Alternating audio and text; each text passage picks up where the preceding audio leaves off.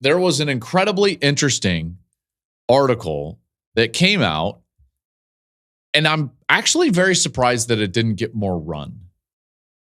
You know what? We're giving it run. So here we go. Nick Saban speaking with, I think it was Chris Lowe at ESPN.com. He gave a couple of answers in this article that blew my mind. I just didn't expect it. And you know what? Hopefully this is more of what we get from Nick as he enters our world, you know, and he goes into his role at ESPN. I'm going to paraphrase a couple of these things, then I want to give my thoughts on some of these quotes. So they lose to Michigan, 27-20, overtime loss. I was there. It was a great game. Alabama had a great chance to win it. Michigan just kind of took it from them. That drive in the fourth quarter, they had a fourth down that they had to convert. I mean, Bama is right there with a chance to win basically a national championship. And they lose. And so it kind of starts with, like, not only was Saban upset about the way his team played, but especially disheartened about some of the things that happened afterward. And I'm reading, I'm like, well, this is going to be interesting. What is he going to say? And here's some of the quotes. He says, I want to be clear. This wasn't the exact reason that I'm retiring, but some of these events certainly contributed. Got my attention, Nick. He says, I was really disappointed in the way that the players acted after the game. You got to win with class. You got to lose with class. Wow. Okay. He goes on to say, once we were back in Tuscaloosa, it became apparent to him that his message wasn't resonating like it once did. Been there for a long time. Had an incredible amount of success. Won national championship after national championship after national championship, playoff berth after playoff berth after playoff berth. Like, they are the bar. They are the standard. As much as Georgia can say that, yeah, we passed Alabama. I mean, Bama beat them in the SEC championship game. Like, they are the bar. And then he says, I thought we could have a hell of a team next year. And then maybe 70 or 80% of the players you talk to, they all want to know two things, he says. He says they want to know, what assurances do I have that I'm going to play because I'm thinking about transferring, and how much are you going to pay me? He goes on to say, our program here was always built on how much value can we create for your future and your personal development.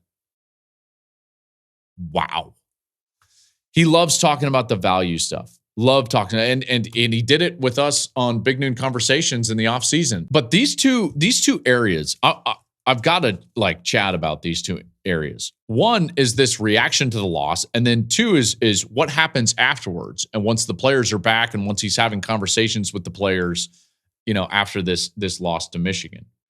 The first is just the reaction to the loss, and I think that they're at the end of the second answer that I'm talking about. That second quote was kind of the key to what was happening in his frustration with the way that they lost to Michigan, or at least the reaction to the loss against Michigan. He's had so many great teams. And you've got to understand, like, those great teams have to have great leaders. You're never a great team without great leadership and great culture. And the culture was different before NIL. So even subconsciously, and this isn't even what he referenced to, but as a coach, as a player, just he always subconsciously, I'm sure, is comparing how it felt year to year. So now all of a sudden, this team in this age of college football reacts a certain way after a really tough loss in the playoffs.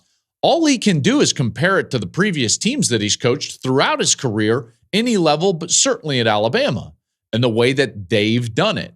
And if it wasn't similar to him, he's got to think to himself, like, well, I don't know, man. Like, I don't know. And that's basically what he says in the answer. And my point would be, this happens. This happens all the time. To be at a place for as long as he did is really unprecedented in a lot of ways and unheard of. And it's hard. It's hard to be in a place for that long because your message can get stale. And the way you preach the message is going to remain consistent, but the way the message is received is always going to change.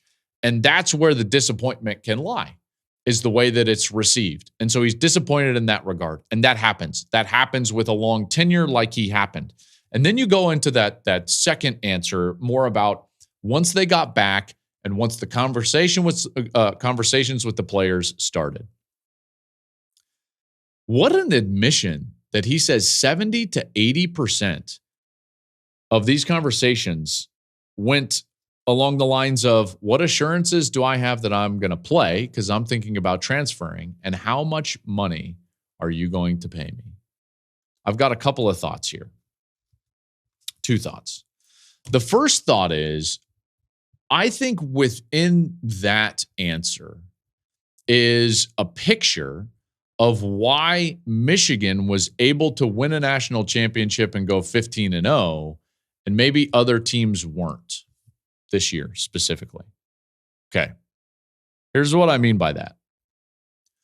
This sport is still about being selfless and dying to, as an individual, something bigger than yourself. Still what this sport is about. And the best teams generally do that. Now, talented teams win, but devoted teams win championships. And devotion and talent are two very different things. If you go by the metrics, and we do it all the time, the most talented team in the country last year was Alabama. The talent composite would tell you that. They were the most talented group of players in the country. All intents and purposes, they should have beat Michigan. They should have beat Michigan. They had them. They had them dead to rights. And yet, football isn't always just about talent. It's also about devotion. Okay? Dying to something bigger than yourself. Being devoted to something bigger than yourself. And I can tell you, that Michigan team was as devoted to the cause of the team as any I've ever seen. You might be listening and hate Michigan. And guess what? I'm sure there are some Ohio State fans out here that hate what I'm saying right now, but it's the truth. It's the truth. Talking with guys like Chris Jenkins and Blake Corum and JJ McCarthy and Donovan Edwards, Zach Zinter, all of them. Nobody cared who got the credit. Roman Wilson didn't care how many catches he got. He told me that so many different times. Colston Loveland didn't care how many catches he got. They had guys transfer in that were starters at other schools on the offensive line to be the 6th and 7th offensive lineman at Michigan and get in spot duty. And nobody complained. Donovan Edwards is one of the highly recruited running backs in the country. He could go anywhere he wants. He could take his ball and leave and go score 10 and 12 touchdowns, but he doesn't. He sits there and he watched Blake Corum get all the touchdowns. Do you know how many times I saw Donovan Edwards carry the ball inside the 10, 5-yard line and then Blake Corum would jog onto the field? I mean, and guess what? He always said, like, I don't care. I don't care. JJ McCarthy is a 5-star quarterback. And in a day and age when we rate 5-star quarterbacks by, are you in the Heisman Trophy? What are your numbers like? The guy didn't care at all when he had to hand the football off 32 straight times against Penn State in a top 10 matchup. It was unique. It was unique. It was unique. So in a day and age in which you're going to have teams that are highly talented that might not be focused on the right thing and might not be devoted to the cause that is bigger than themselves, you're going to have an opportunity for teams that are devoted to the cause that are bigger than themselves and that are selfless that can go win a championship. And you know what? To me, that's great news. And you might be thinking to yourself, Joel, that is a wild silver lining to what Nick Saban said, but it's true. It's true. And before this, it didn't matter. It didn't matter because the teams that could recruit the best won.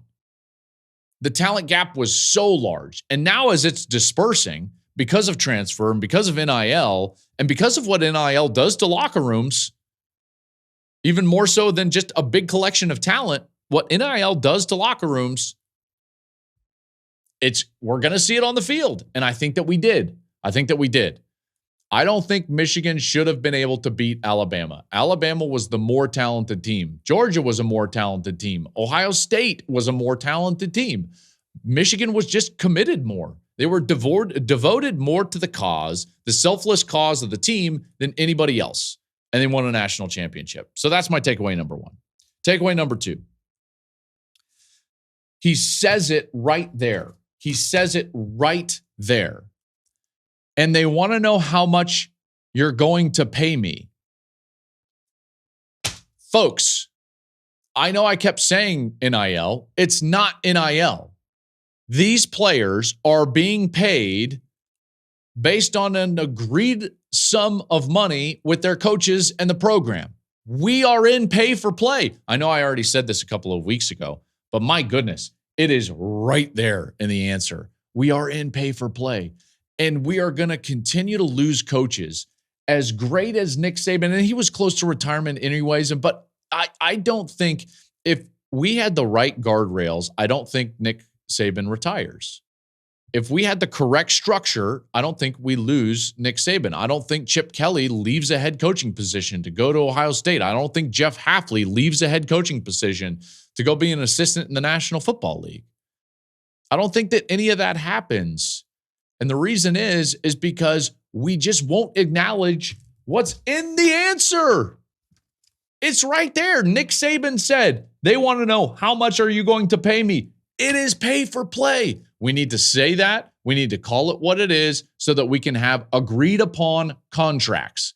Guess why you don't have this messiness in any other walk of life? Because you have agreed upon contracts. I can't just tell Fox like, hey, you know what? If you don't pay me more, how much are you going to pay me next year? We agreed upon it. You signed a contract, and we all know what that contract is. That's what we need in college football. Or else it's going to continue to be so chaotic and so messy that we're just going to lose guys. Because guess what you can't do if you're Nick Saban, one of the great coaches, if not the best coach in the history of college football.